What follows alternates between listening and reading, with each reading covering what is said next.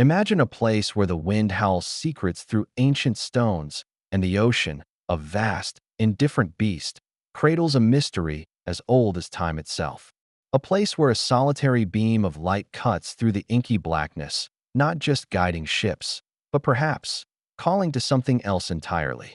Listen closely, for this is the tale of the lighthouse that whispers, a story born from the salt-laced air of 1912, where the past is never truly past, and some voices refuse to be silenced by the turning tides. The year was 1912, and the air in Oak Haven, Maine, smelled of brine and old timber, a scent as ancient as the rocks themselves. Graham Hewitt stepped off the rattling train, his single worn valise clutched tight. He was a man built for quiet corners, his shoulders slightly stooped not from age. He was only in his late 20s, but from a lifetime of introspection. His eyes, the color of a stormy sea, scanned the small, windswept station. Oak Haven wasn't much more than a cluster of weathered houses clinging to a craggy coastline, dominated by the stark, imposing figure of its lighthouse. That was his destination. A final, isolated post where the relentless roar of the Atlantic might finally drown out the insistent ringing of his recent, unnamed sorrow, the loss that had chased him from the bustling, unforgiving streets of Boston.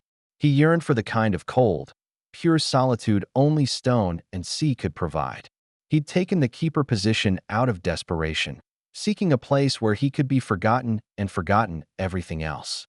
The previous keeper, a man named Walter Dane, had vanished without a trace 3 months prior, leaving the lighthouse dark for a terrifying week until a temporary replacement could be found. The official explanation, relayed to Graham through dry government forms, was a rogue wave, a slip, a final plunge into the unforgiving depths. But the immediate silence that fell when his name was spoken, the hushed tones of the townsfolk as they spoke of it, suggested something far less mundane. They spoke of Dane not as a victim of nature, but as a victim of the rock itself. A grizzled old fisherman, his face a roadmap of sun and wind, approached Graham. He was barrel-chested and moved with the slow, deliberate confidence of a man who spent his life wrestling with the ocean. "You the new keeper?" he asked, his voice a low, abrasive rasp, like sand grinding against iron. "Graham Hewitt," Graham confirmed, extending a hand. The fisherman's grip was surprisingly strong, bone-crushingly so. "Mitch Rourke. I take supplies out to the light. Usually, the new men are a bit livelier. You look like you've seen a ghost already, and you haven't even stepped foot on Dane Rock." Graham managed a weak smile, pulling back his hand. "Just a long journey, Mr. Rourke. I'm eager to get to work." Mitch grunted, picking up Graham's valise with surprising ease. "The lighthouse isn't for the faint of heart, lad. Old Dane. He was a good man, steady as the light itself. And then gone. Just like that. The sea usually leaves a trace, but with Dane, it was just emptiness." He gestured towards a sturdy wooden boat bobbing in the harbor, listing slightly under the weight of crates and oil cans. "Come on, I'll take you over. It's too treacherous a walk around the cove, especially this time of year." The journey by boat was short but impactful. The closer they got, the more the Oak Haven light seemed to swell in the misty air. It stood on a tiny, isolated spit of land known locally as Dane Rock, a lonely tower of gray stone rising 70 feet above the churning foam. It was a monolith of permanence, challenging the transient nature of the waves. The keeper's cottage, a small, square building of the same granite, huddled at its base, looking less like a home and more like a permanent extension of the rock itself. It was the very picture of isolation, and for Graham, it felt like the only sanctuary left in the world, a place where the living were secondary to the elements. Mitch cut the engine, letting the boat drift toward a small stone jetty, slick with algae. "She's an old girl," Mitch remarked, his eyes distant as he looked up at the tower. "Built in the 1850s. Seen more storms than 100 sailors combined. And some say, she doesn't just guide ships, she holds on to things." Graham didn't ask what he meant. He paid Mitch and climbed onto the slippery jetty, pulling his valise behind him. He stood at the foot of the tower, feeling its cold, solid presence. The temporary keeper, a nervous-looking young man named Tim, emerged from the cottage, practically sprinting down the path to meet them, his movements jerky and panicked. "Thank God you're here, Mr. Hewitt. I've packed my things." "I'm off," the young man stammered, his eyes wide, flicking between Graham and the tower. He spoke with the unnatural rapidity of someone who hadn't slept in days. "What is it, son? What's got you so rattled?" Mitch asked, though his tone was knowing. "It's nothing," the man whispered, his throat tight with unspent fear. "Just the wind, Mr. Rourke. It sounds like someone is calling. Every night. A distant voice, right outside the window." He didn't wait for a reply. "Everything's in order. I finished the logbook. Good luck." And with that, he clambered into Mitch's boat with shocking haste, shoving his belongings under the bow, leaving Graham standing alone on Dane Rock. The door of the keeper's cottage creaked open behind him, inviting him into a silence broken only by the crash of the waves and the high-pitched shriek of the wind, a sound that, for the first time, did not feel like a howl, but like a distant, unintelligible, and distinctly feminine word. Graham didn't bother with the cottage just yet. The mystery was calling from the tower, and his professional duty, fueled by a new, sharp curiosity, demanded he make his inspection immediately. He secured the iron door behind him and began his ascent. The tower was 60 feet of cold, winding stone and iron, a vertical spine of the lonely coast. The staircase was a dizzying spiral of cast iron, worn smooth by decades of boots. Graham ascended quickly, the rhythm of his steps and the wind's roar competing in the tight shaft. He passed a few small storage closets, tidy, organized spaces with spare wicks and maintenance tools. Walter Dane had been meticulous, a detail that did not suggest a man in sudden flight or lost to an accidental fall. With every upward turn, the atmosphere changed.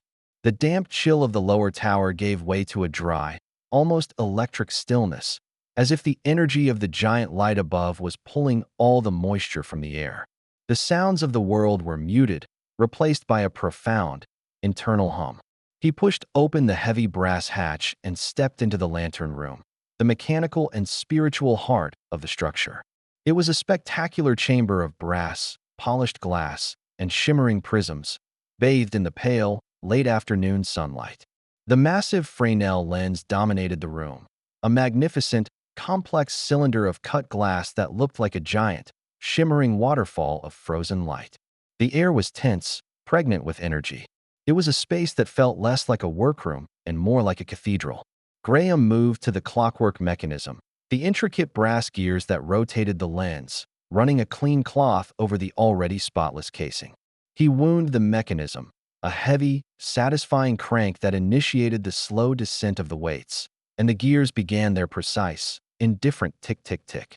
This was the work, simple and necessary, to keep the light burning, a single, powerful eye watching over the dark sea. As he worked, a sound caught his attention, a sound that was not the wind nor the machinery. It was faint, a subtle shoo-shoo-shoo, coming from the base of the mechanism itself, like dry, papery wings fluttering rapidly. He pressed his ear to the cold brass casing. He heard the machinery and the deep, structural groan of the tower, but beneath it, the fainter, higher-pitched sound persisted, sounding now like sand shifting on glass or dried silk rubbing against itself. He stepped back, his professional focus momentarily shattered by a spike of raw apprehension. He told himself it was just the old metal cooling, the structure settling.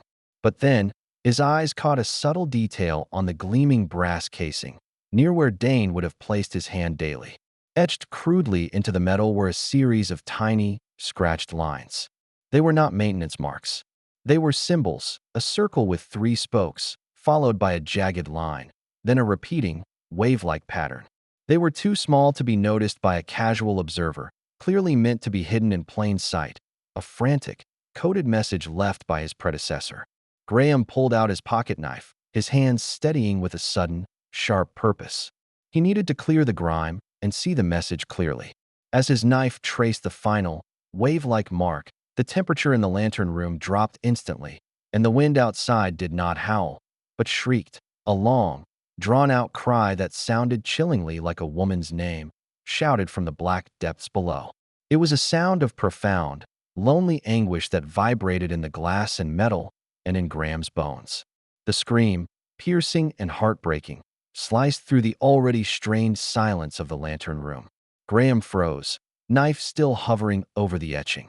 The sound was too immediate, too personal to be a mere gust of wind. It felt like a direct, retaliatory action. He quickly covered the etchings with his hand, descended the spiral stairs as quickly as he dared, and bolted the heavy iron door of the tower behind him. He needed an anchor to reality, a professional document to disprove the growing nightmare. Back in the cottage, he stoked the fire, forcing a mundane warmth into the stone room, and then turned to the critical task, finding Walter Dane's official logbook. Every keeper was required to maintain a precise record, and if Dane had been suffering from delusions, the logbook would show the professional breakdown that led to his supposed accident. The temporary keeper had left a fresh, blank ledger, but Graham needed the record of his predecessor. He found it where the nervous young man had indicated, tucked away in the bottom drawer of a heavy oak desk, sealed beneath a stack of blank supply forms. The book was bound in thick, sea-stained leather, its pages yellowed and brittle. The early entries for 1912 were precise, written in Dane's neat, professional hand, meticulous records of weather, oil consumption, and maintenance performed. April 12th, gale wind, SW direction. Replaced wick. Oil consumption normal. Spotted steamer Caledonia at 0400 hours. Graham flipped forward to the month of July, the time leading up to Dane's disappearance. The change in the script was stark, like a physical manifestation of a mind unraveling. The once straight lines of text started to drift upward at the end of each sentence, and the handwriting became looser, more hurried, showing a clear lack of control. The entries themselves grew shorter, focusing less on factual observation and more on internal distress. June 28th. Light behaving erratically. Pulsing too slow. Check clockwork. No fault found. Felt cold draft in the service room despite sealed windows. The loneliness tonight is a physical weight. July 5th. Heard the calling tonight. The wind is not the only voice out here. It comes from the light itself. It keeps repeating her name. If I answer, I am lost. The name was illegible, aggressively scribbled over with thick, violent ink marks. The final entries, leading up to Dane's vanishing in mid-July, were barely coherent, raw screams of fear and obsession scrawled across the page with panicked force, ignoring the ruled lines entirely. July 14th. The light. It demands too much. It needs the heat. It needs the voice. It's not just stone, it's a funnel.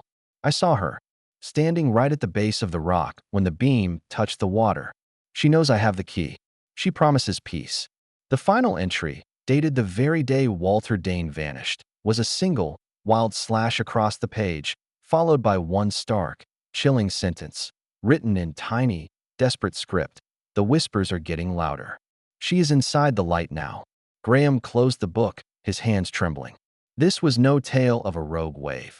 This was a man documenting his own spiraling confrontation with a terrifying, present reality. The official report was a lie of convenient bureaucracy. Graham opened his valise and pulled out a small, framed photograph. A beautiful young woman with kind eyes, his unnamed sorrow from Boston, his fiancée, Eleanor. He set it on the mantelpiece. He hadn't just taken a job on a remote rock. He had stepped onto a spiritual battlefield. He had to understand what Dane had meant by the key and what the light demanded. He was now standing right where Walter Dane had stood, his own sorrow a wide-open invitation to the darkness. Graham's sleepless nights turned into a constant, tense investigation. He kept the light burning perfectly, his professional dedication an iron shield against the psychological pressure. But his true focus was on the mystery left behind, trying to piece together the fractured, panicked logic of Walter Dane's final days.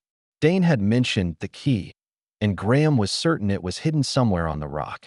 He began a methodical search of the cottage, then the base of the tower, paying particular attention to the lower service room, the cold, windowless space Dane had mentioned. This was the hub for oil drums and tools, a concrete-floored space at the very foundation of the spiral stairs. As Graham swept the floor of the service room, removing decades of spilled oil and gritty dust, he noticed something odd near the center.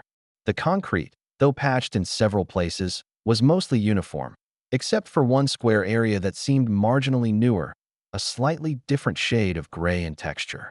It was about 2 feet by 2 feet, located precisely beneath where the central vertical rod supporting the clockwork mechanism ran down into the foundation. The timing of the patch suggested it was a recent addition, likely put there by Dane himself. He knelt, running his fingers over the patch. It felt smooth, professionally finished, but a barely visible seam ran around its edges, expertly sealed. He retrieved a heavy chisel and hammer, the sound of the metallic ring of the hammer on the chisel unnervingly loud in the quiet, thick air. He worked with a grim determination, fueled by the knowledge that this could reveal the whole, dark truth. After nearly 15 minutes of careful chipping and leverage, the square section of concrete finally cracked away and shifted. Beneath it, Graham found not earth or bedrock, but a small, dark wooden box, about the size of a cigar box, protected by a layer of tarred canvas. He lifted it out, brushing off the gritty dust. The wood was dark oak, dense and heavy, and the lid was secured not with a latch, but with a piece of heavy twine wrapped several times and sealed with melted, ancient wax. Graham cut the twine with his pocket knife and lifted the lid.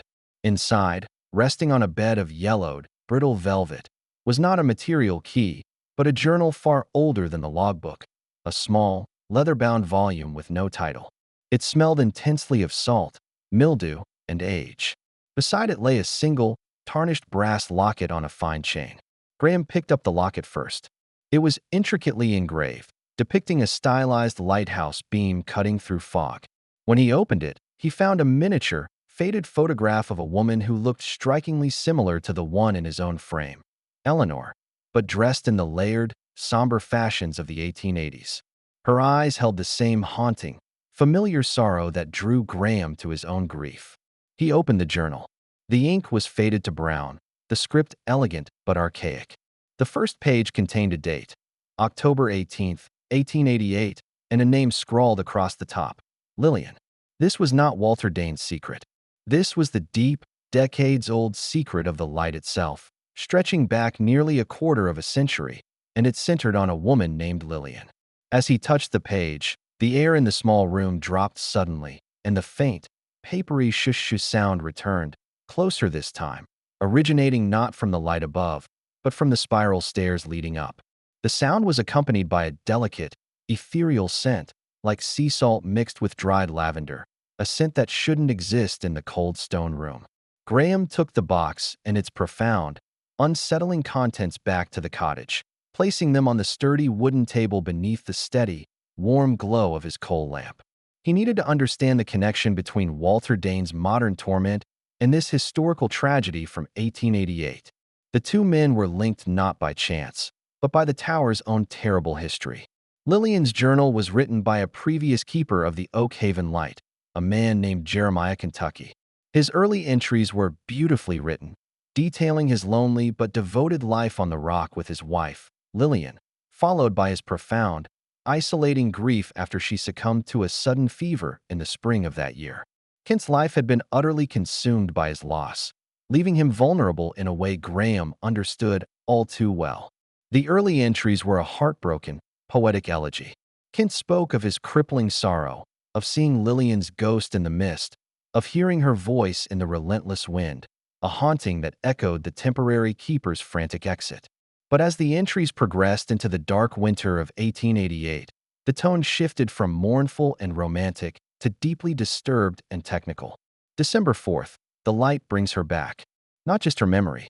The beam, when it hits the perfect crest of the wave, on a clear, moonless night, it's a pathway. A doorway. She is trying to reach me, but the immense weight of the ocean pulls her back. It is so cold where she is. She asked me to help her. December 19th, I began the work tonight. To alter the rhythm. The regulation flash is too mechanical, too indifferent, too slow. She says if the pulse is faster, the vibration will be stronger, the energy concentrated. The light is the key, she whispered. It must become a voice, a constant pull, not a simple guide. This was a chilling realization. The standard rhythm of a lighthouse flash is its signature, its identity to sailors. To alter it is the greatest crime a keeper can commit, risking countless lives. Kent was deliberately changing the light's pulse to, essentially, summon and stabilize his dead wife's spirit, using the vast energy of the lamp as a spiritual battery. The entries continued, detailing the subtle, unauthorized adjustments Kent made to the lens's clockwork mechanism, the very same mechanism Graham had seen with Dane's frantic, coded etchings. Kent wrote about how the faster pulse created a humming, vibrating energy in the tower, and how he could hear Lillian's voice clearer, always urging him to speed the pulse up, to make the light a near-constant beacon, a funnel for her to return through. The climax of Kent's journal came on a ferocious, stormy night, dated January 5, 1889. The storm is ferocious. The waves crash against the glass. I have wound the mechanism to its absolute limit. The rotation is a blur now, almost a constant beam. The tower hums like a tuning fork, the energy immense. I see her, her face in the glass, pale and beautiful. She's reaching for me. The ocean roars, angry. It doesn't want to give her up. She says, "Hold the key, Jeremiah. Never let the true rhythm return, or I will be lost forever to the crushing dark." I won't. I'll keep the pulse. I'll keep the voice. We will be together in the light. The journal ended abruptly there.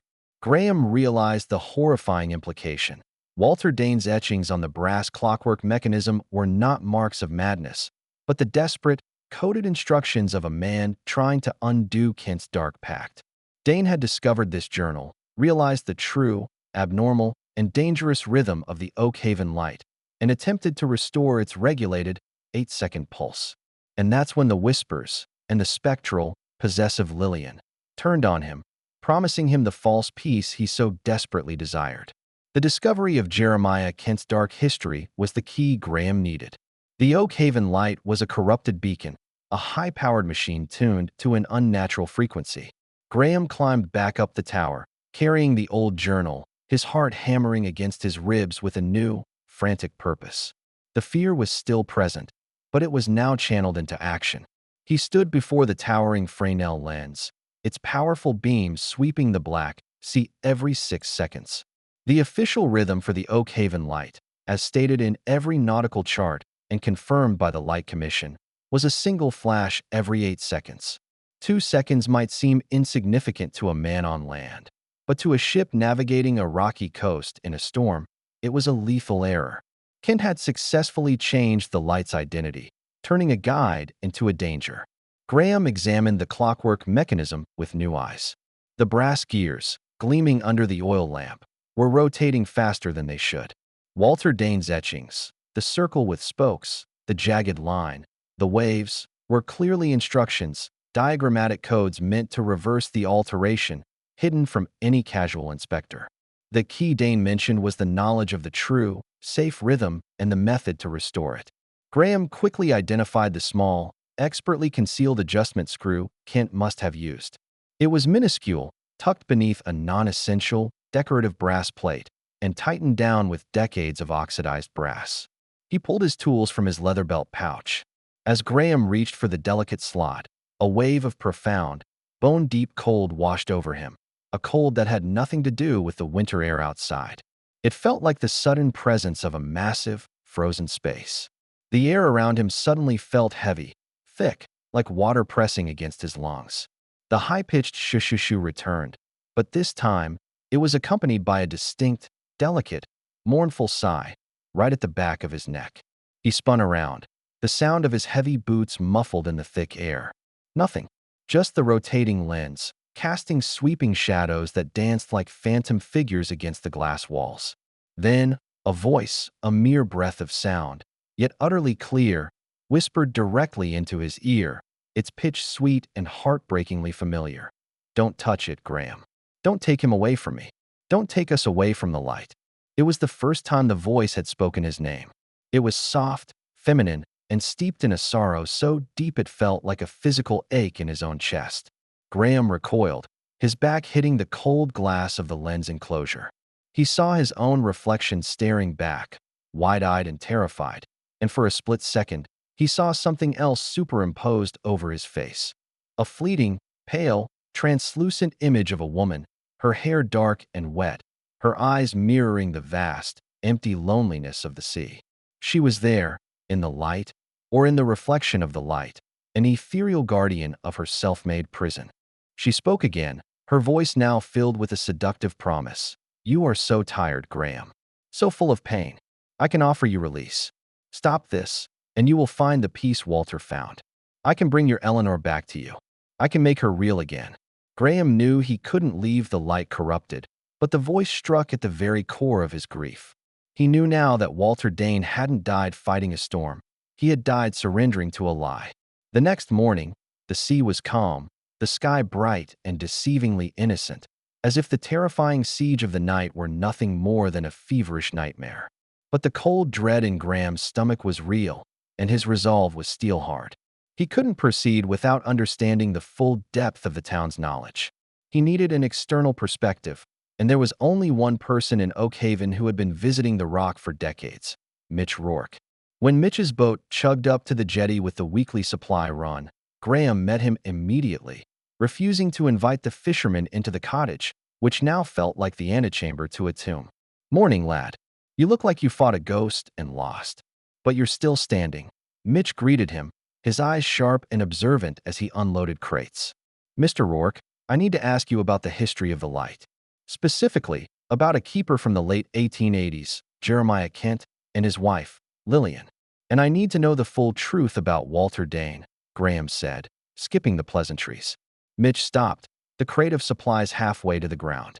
His face, usually a mask of weathered cynicism, went stiff with immediate, genuine fear. He set the crate down with a heavy thud, scattering a few tins of beans. "Kent. He was before my time, but the old folks talked about him. He went raving mad after his wife, Lillian, died. Said the light was talking to him. They found his boat miles out, just floating empty. No sign of the man. And Dane," Graham pressed, his eyes holding the fisherman steady. "You said his body wasn't right." Mitch glanced back toward the town, then leaned in close, his voice a low, gravelly growl of pure terror. "They found him near the shore a few days later, Graham. He was frozen, lad. Not just cold from the water. Frozen solid, like a block of ice in July, days after the hottest spell of the year. But the worst part wasn't the cold. It was his face." Mitch pulled his pipe from his mouth, his hand shaking. "They said it was a look of pure, blissful joy. Pure peace, Graham. The kind of peace a man only finds when he sees his own lost love waiting for him, promising to take his hand." Mitch suddenly turned away from the tower, refusing to meet its cold gaze, clutching a crate to his chest for protection. "I've brought supplies to this rock for 30 years, and I've never been happier to leave. Don't look at the light, lad. You might see what she wants you to see. She is using the light to pull the grieving in." Graham felt a chill that had nothing to do with the air. Mitch's visceral, old salt fear confirmed his worst theories. Lillian was a collector of lost souls, feeding on their grief and using the light to freeze them in a moment of false reunion. "Mr. Rourke," Graham said, his voice firm and cold with certainty. "The light is currently flashing every 6 seconds. I checked. It's wrong. It has to be 8. Mitch recoiled as if struck. He looked at the tower, then back at Graham, his eyes wide with a combination of fear and respect. "Then you need to get off that rock, lad. Today. Don't fix it. Just leave it. Whatever's in there, it doesn't want the light changed. It wants the silence of the sea, and if you tamper with its call, it'll drag you down, offering you your peace." Mitch Rourke left the rock with a desperate promise to send a wire to the commission and return with a team, though the look in his eyes suggested he expected Graham to be another ghost by the time he returned. Graham was truly alone now, armed with the horrible certainty that the Oakhaven light was a conscious entity, manipulating its keepers through their deepest sorrow. He understood the stakes. Fixing the light meant surviving the ultimate spiritual attack. He returned to the cottage and found the framed photograph of Eleanor on the mantelpiece. It was violently tilted, facing the wall, resting precariously on the edge of the mantel. He had placed it straight only the day before. He slowly righted it, the simple act a defiant challenge to the unseen force. That night, the whispers were no longer confined to the tower. As Graham lay in bed, feigning sleep, he heard them drifting through the thin wooden walls of the cottage, a low, constant, murmuring sound just beneath the roar of the surf, like 100 distant voices speaking secrets at once. He forced himself out of bed and lit the coal lamp, bringing a small pocket of defiant light into the oppressive gloom. The murmuring stopped the moment he was on his feet, replaced by a clear, sweet voice that seemed to emanate not from the walls, but from the corner of the room, near the fireplace. She misses you, Graham. Eleanor is waiting. She asks why you left her. She is so cold, Graham. She needs you to stop. Graham gripped the edge of the heavy oak desk. You're not her. You're just a voice. You're a lie powered by a clockwork mechanism, he yelled, his voice sounding thin and small against the vast, dark silence of the rock. The voice chuckled softly, a sound like dry leaves skittering across pavement or the gentle lapping of water on stone. Am I? Look at her, Graham. Look at the fear in her eyes. You brought her here, to this lonely rock, in your memory. You chained her to your sorrow. She deserves peace. I can give it to her. If you let the pulse remain, Eleanor will be happy. She will be with me, where there is no more cold, only light. I will give you a lifetime of holding her again. He stared at the photo of Eleanor. In the lamplight, her expression seemed to have subtly changed from kind to desperate, pleading for him to accept the offer. The line between reality and hallucination was blurring with terrifying speed, threatening to overwhelm his reason. He realized that Lillian wasn't just trapping keepers. She was collecting their loved ones, or at least the idea of their loved ones, using the light's energy to sustain them in some ethereal, frozen state. A final, irresistible promise to the grieving. Graham knew he couldn't simply run. If he did, the light would continue its murderous, misguiding flash, and the next grieving soul to take the job would face the same fate. He had to correct the rhythm, but he couldn't take on Lillian's power alone. He needed the key, Jeremiah Kent's journal, and a weapon against the emotional manipulation. He grabbed the journal and his tool pouch. He would not work in the relative sanctuary of the service room. He would fix the clockwork mechanism right in the lantern room, face to face with the lens and whatever entity resided within. As he entered the spiral staircase, he felt a crushing weight against his back, like a powerful gust of wind, though the heavy iron door was still sealed. It was an invisible, spiritual pressure, pushing him back down, demanding his surrender. He fought against it, slowly, one iron step at a time, forcing his body upward into the darkness. The air in the lantern room was dense and suffocating, the cold so intense it felt like his breath was freezing in his lungs. Inside, the light rotated, its 6-second flash sweeping the sea with a dangerous, unnatural speed. Graham ignored the oppressive atmosphere, the faint smell of salt mixed with decay, and the high-pitched shriek of the building itself. He focused entirely on the brass mechanism, using the weak, faded diagrams in Jeremiah Kent's journal to decipher the counter-alterations Walter Dane had scratched into the metal. The journal entry about the adjustment screw was the true key. Kent had specified a tiny screw beneath the ornamental plate that governed the speed regulator. The screw needed to be turned counterclockwise exactly 3 full rotations to return the mechanism to its intended, slower state. This was the precise instruction Dane had tried to leave behind in his coded etchings. Graham pulled out his smallest, thinnest screwdriver. His hands were shaking violently, not from the cold, but from the spiritual pressure. Lillian's presence was a palpable, screaming energy now. The high-pitched shoo-shoo-shoo returned, amplified, becoming a deafening white noise that vibrated in the glass and rattled his teeth. Stop! The voice shrieked, no longer sweet, but raw and desperate, echoing off the glass. I will give you Eleanor. I will make her real again. She's right here. She's waiting. Don't deny your own heart, Graham. A figure materialized in the peripheral vision of the lantern room, coalescing from the thick air. It was translucent, shimmering like heat haze over the desert, but perfectly shaped, taking the form of Eleanor. She stood next to the lens, her expression one of agonizing sorrow, her arms outstretched to Graham. Graham, don't leave me here. It's cold. Please, hold me. In the pain, the apparition cried, her voice echoing Eleanor's perfectly, the sound hitting him with the force of a physical blow. Graham felt a profound, almost irresistible wrenching in his chest. His deepest, most honest desire was to drop the tool, reach for her, and end the crippling pain of his loss. But he looked past the phantom to the clockwork. He saw the cold, unfeeling brass, the gears grinding methodically, the light rotating too fast, endangering every ship in the vicinity. He saw the truth. The image was a lie powered by the light's unnatural pulse, meant only to keep the soul trap functional. He closed his eyes for a second, gripped the screwdriver, and with a silent prayer for strength, jammed it into the tiny slot beneath the brass plate. He turned the screw. One full rotation.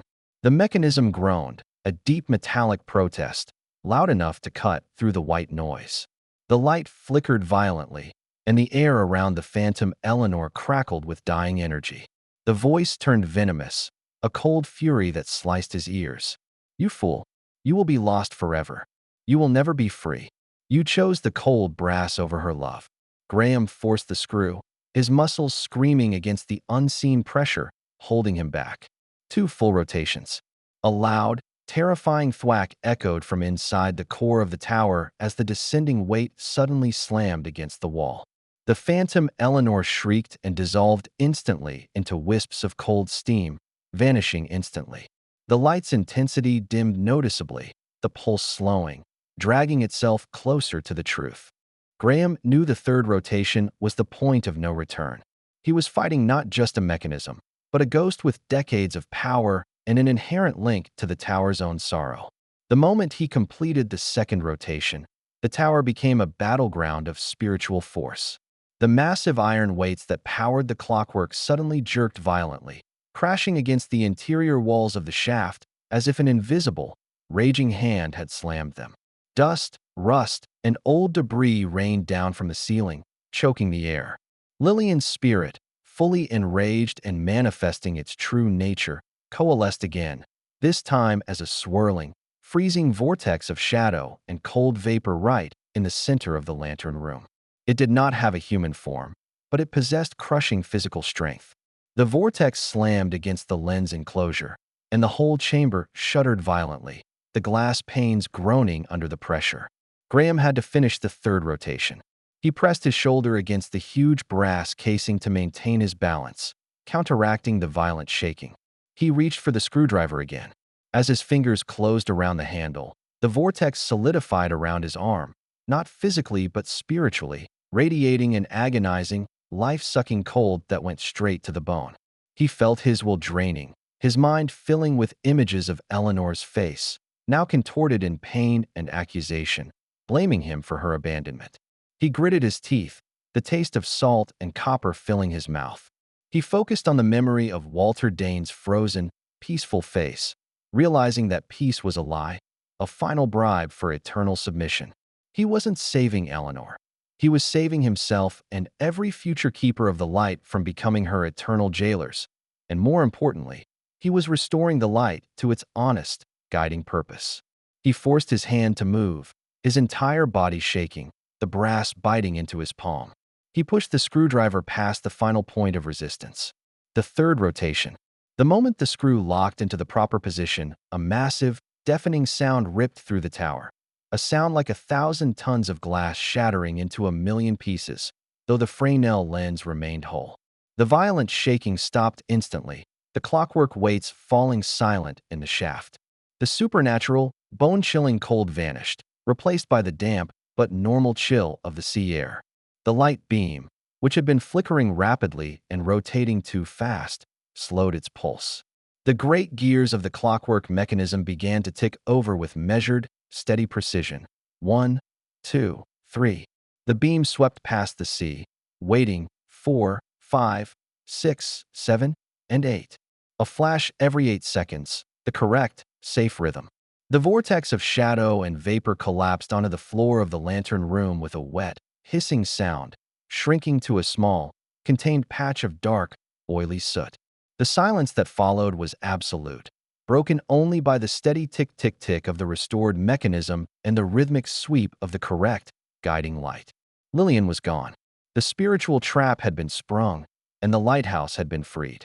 Exhausted, trembling, and profoundly drained, Graham stood in the lantern room, watching the perfectly timed, 8-second flash sweep across the recovered normalcy of the night sea. The oppressive air was clean, the tension gone. The terror was replaced by a profound, spiritual relief that left him weak in the knees. He was alive, and the light was true. He slowly descended the stairs, which were now quiet, cold, and merely old. In the lower service room, he examined the patch of concrete he had broken earlier. He knelt and pulled the few remaining scraps of the box's contents from the hole. The locket lay tarnished on the stone. He picked up Lillian's journal one last time and opened it to the last page, the page that held the last of Kent's desperate bargain.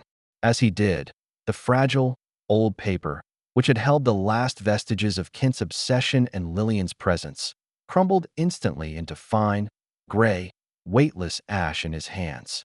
The secrets of 1888 were finally incinerated, the link broken forever.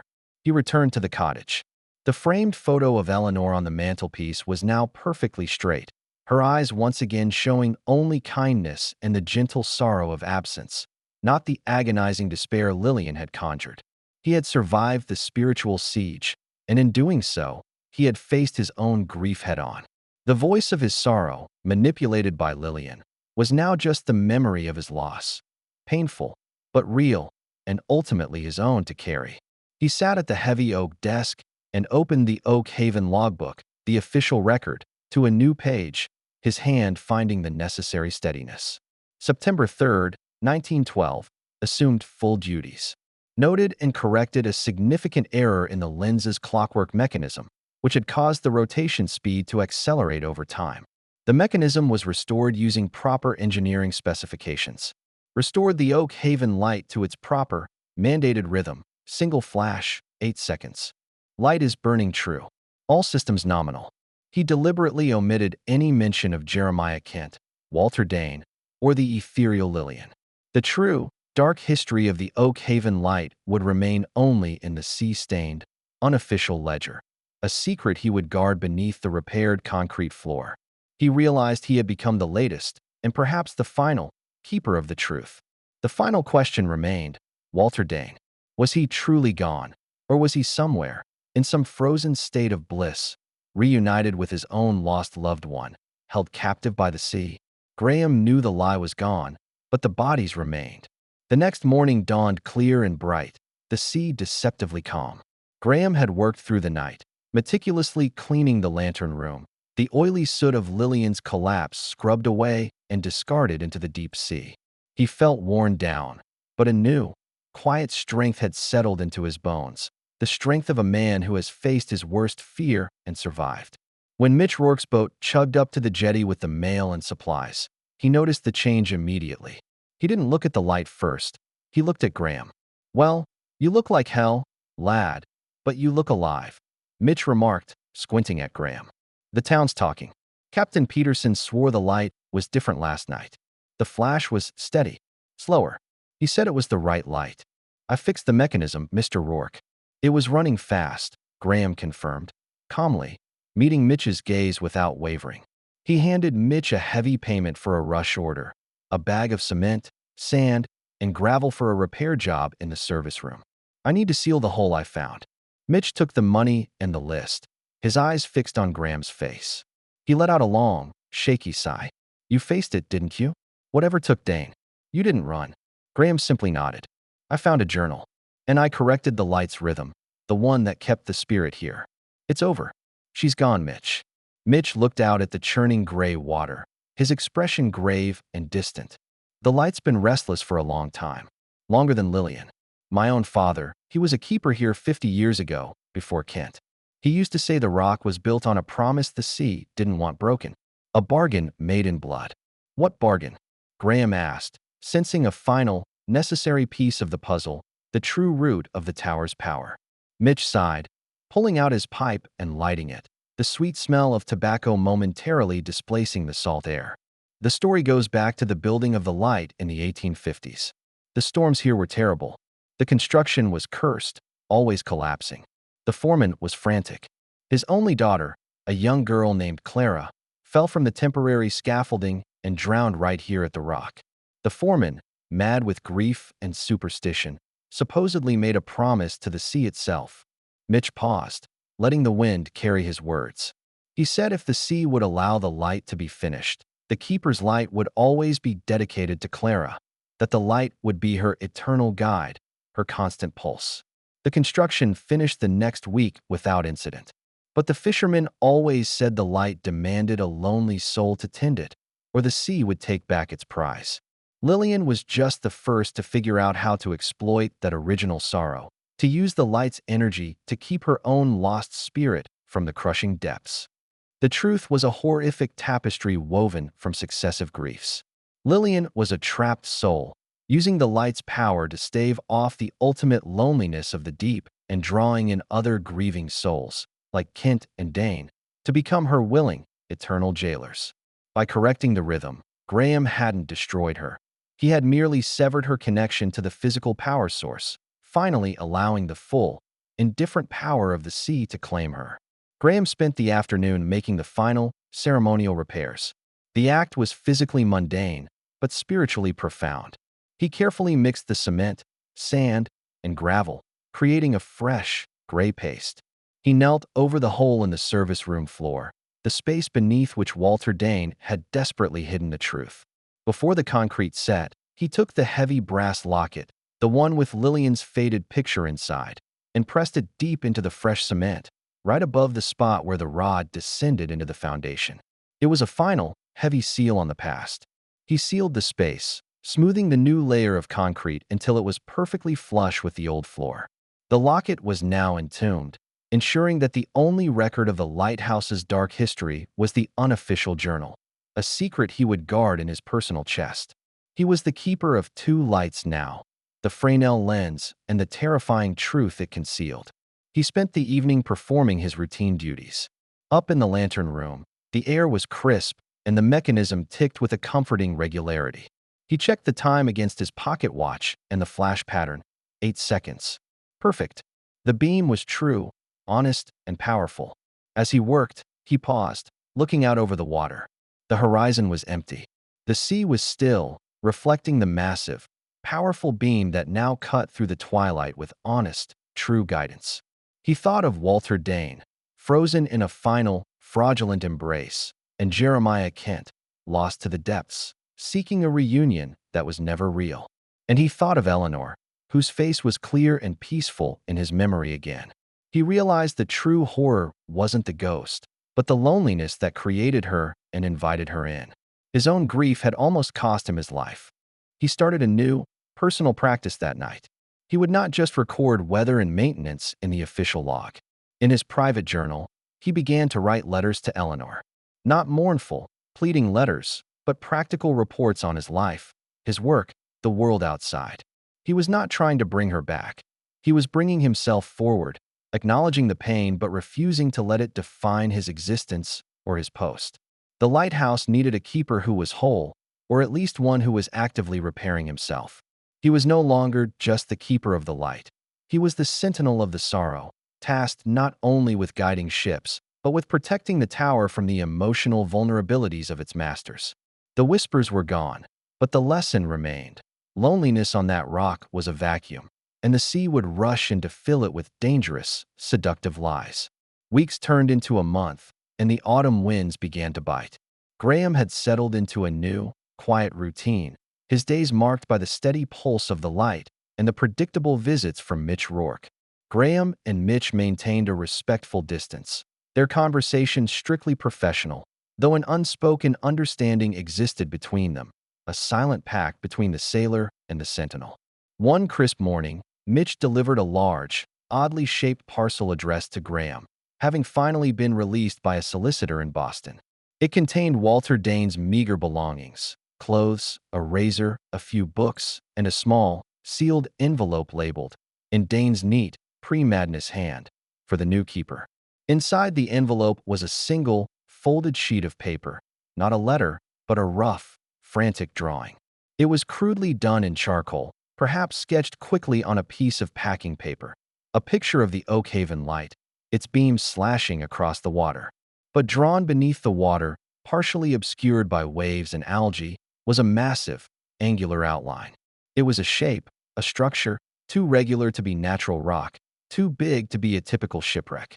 It looked like the foundation of an even older, massive tower submerged beneath Dane rock. Graham stared at it, the blood draining from his face. Dane had seen the terrible truth of the foundation. Below the drawing, Walter Dane had written 2 words in his neat, educated hand: Clara's Foundation. The truth of Mitch's story about the foreman's daughter, Clara, and the foundation bargain was far more literal than Graham had realized. The Oak Haven Light, the beacon of safety, was built atop an older, failed structure. The physical site of Clara's death, the place where the foreman had made his desperate, ancient pact with the sea. This was the true, deep root of the light's power, the reason why the sea and its spirits were so insistent on its unnatural function. The light was built not just to guide ships, but to bind a soul to the rock, demanding a grieving, lonely keeper to tend it. Dane must have discovered this drawing, perhaps sketched it himself after a particularly low tide, confirming the horrifying location of the true bargain. This knowledge would have confirmed that his fight was against a power too vast, too ancient, and too fundamentally rooted in the rock to overcome, leading him to accept Lillian's false, peaceful surrender. Graham carefully burned the drawing in the stove, watching the charcoal lines curl into black ash, not out of fear, but duty. Some truths were too dangerous to survive, too terrifying to pass on. The light was fixed now, its pulse regulated and safe. But the rock itself remained a place of deep, ancient sorrow. Graham was now the only living soul who knew the full, terrible story of the lighthouse that whispers, a story spanning 3 generations of despair, held in place by a single, perfectly calibrated beam of light. He committed himself to a life of tireless vigilance, knowing that the real danger was not a storm, but the curse inherent in the very soil beneath his feet. Winter descended upon Oak Haven, painting the coast in shades of slate and white. The storms were brutal, challenging the strength of the old light with relentless fury. Graham, now fully seasoned, met the challenge with quiet, professional efficiency. He spent the long, dark hours tending the light, the steady tick-tick-tick of the corrected clockwork his only consistent companion, a sound of defiant order in the face of chaos. He never heard Lillian's sweet, deceptive voice again, nor did he see the phantom of Eleanor. The atmosphere in the tower was merely cold and quiet, the way a sturdy stone building should be, cleansed of its spiritual occupant. He had won the battle. Yet, there was one final, small detail that became part of his nightly routine, a silent, perpetual echo of the tower's long history. It happened every night. As the final evening cleaning was done, and he prepared to descend, he would stand for a minute by the great lens, watching the light beams sweep over the angry, churning sea. Every night, for that 1 minute, the steady tick-tick-tick of the clockwork would be accompanied by a faint, second sound. It was the barely audible shush-shush-shoo, the papery sound he had first heard. It was not threatening or frantic now. It was low, quiet, and profoundly resigned. It was the sound of the deep. He realized it wasn't the sound of Lillian or the light. It was the perpetual, resigned sound of the sea itself, the sound of the currents moving across the submerged foundation, the relentless, whispering voice of the depths that had claimed Clara, and then Lillian, and then Kent, and then Dane. Lillian was gone, the tower was fixed, but the great, indifferent power of the Atlantic remained, still holding the secrets of its dark bargain, still promising solace to the lonely, still waiting for the next keeper whose heart was too heavy to carry. Graham would stand there, feeling the quiet acceptance of the great lens at his side, the 8-second flash cutting a reliable path through the darkness. He would close his eyes, take a deep breath of the salt-laced air, and then descend the iron stairs, securing the heavy door behind him. He was safe, but he would never be truly alone. He was the sentinel of the sorrow, forever standing guard against the lighthouse that whispers and the deep, eternal silence of the sea. And so, the Oak Haven light continued its watch over the Maine coast, its beam a perfect, silent guide. Graham Hewitt lived out his years on Dane Rock, a quiet, effective keeper, his secrets buried deep beneath the stone. The mystery of Walter Dane remained officially unsolved, a tale whispered only in the taverns of Oak Haven. But you and I know the truth, that sometimes the greatest dangers aren't the storms or the treacherous rocks, but the silence and the loneliness that call to the deepest parts of a grieving human heart. Tell me, if you were Graham and you knew the tower's foundation was cursed, would you have fixed the light or simply sailed away? Let me know in the comments below.